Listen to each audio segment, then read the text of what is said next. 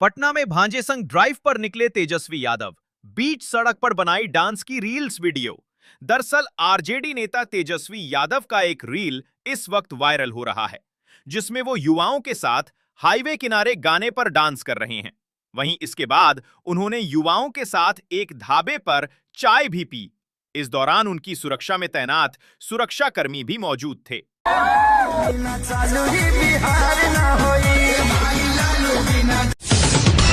पटना में बालू माफियाओं पर बड़ी कार्रवाई, हथियार कारतूस बरामद, कुख्यात बदमाश गिरफ्तार।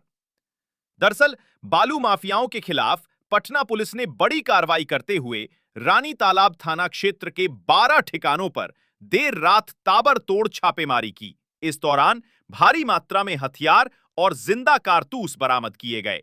पुलिस ने कुख्यात अपराधी गौतम कुमार उर्फ शोल्डी को मौके से गिरफ्तार कर लिया और एक थार गाड़ी भी जब्त की। बिहार की सभी सीटों पर चुनाव क्यों लड़ना चाहते हैं मायावती, केजरीवाल और प्रशांत किशोर? दरअसल 2025 के बिहार विधानसभा चुनाव में मायावती, अरविंद केजरीवाल और प्रशांत किशोर ने सभी सीटों पर चुनाव लड़ने का ऐलान किया है। दावा तो सत्ता हासिल करने का ही होता है, जो हकीकत से कोसों दूर रहता है। ऐसे में सवाल उठता है कि क्या यह कदम दूसरों का वोट काटने की रणनीति है?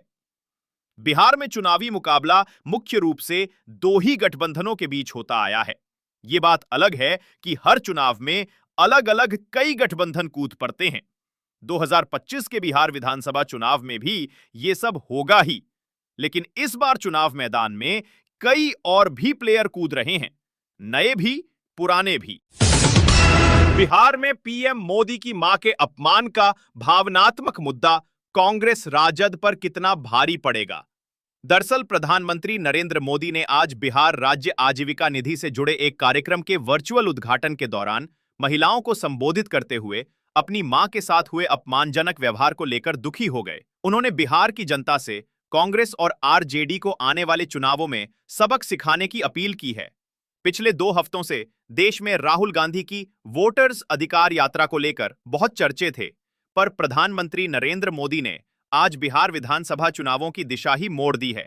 मोदी ने राष्ट्रीय जनता दल आरजेडी और कांग्रेस द्वारा अपनी स्वर्गीय मां हीराबेन मोदी के खिलाफ कथित अपमानजनक टिप्पणियों को एक शक्तिशाली भावनात्मक हथियार के रूप में इस्तेमाल करने का संकेत दे दिया है। मां की गाली के नैरेटिव को बिहार की सांस्कृतिक और सामाजिक पृष्ठभूमि को ध्यान में रखते हुए मातृ सम्मान से जोड़कर मोदी ने मतदाताओं को प्रभावित करने की रणनीति अपनाई। बिहार में 7 नए मेडिकल कॉलेज खुलेंगे। मेडिकल इंटर्न्स की स्टाइपेंड में 7,000 रुपए की बढ़ोतरी।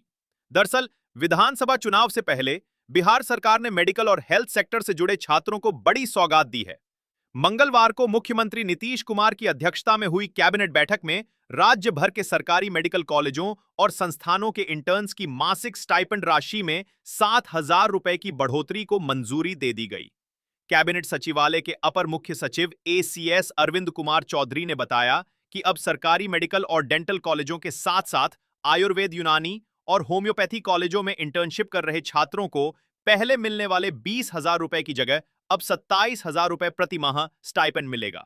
इसके अलावा विदेश से मेडिकल की पढ़ाई पूरी कर लौटे छात्रों को भी यही लाभ मिलेगा। उन्होंने बताया कि फिजियोथेरेपी और एक्यूप्रेशर कोर्स के इंटर्न्स की स्टाइपेंड राशि भी 15,000 रुपए से बढ़ाकर 20,000 रुपए प्रति माह कर दी गई है। सरकार का मानना है कि इस फैसले से हजारों मेडिकल छात्रों को सीधा फायदा होगा और उन्हें आर्थिक रूप से भी मजबूती मिलेगी।